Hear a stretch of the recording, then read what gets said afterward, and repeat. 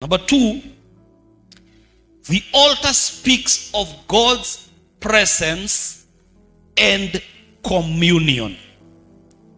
This altar speaks of God's presence and communion.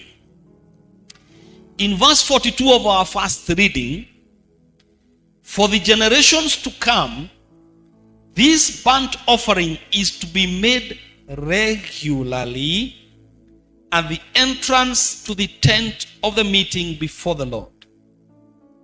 There I will meet you and speak to you. Then let's bring that to the New Testament.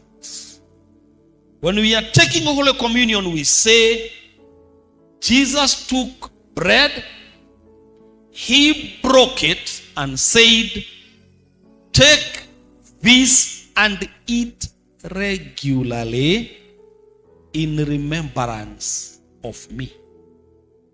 These ones in the Old Testament, they have been told that this particular burnt offering was to be made regularly, and every time they do it, they would remember the Lord and the Lord would speak to them. Jesus tells us, take, eat. This is my body given for you. Do this quite often in remembrance of me. So every time we gather around the Lord's table, we fulfill the Exodus 29:42 with now the new approach of the New Testament.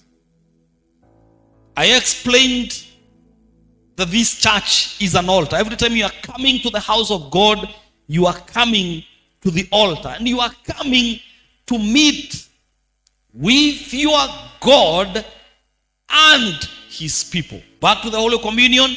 Thank you, God, for having communion with us and communion with one another.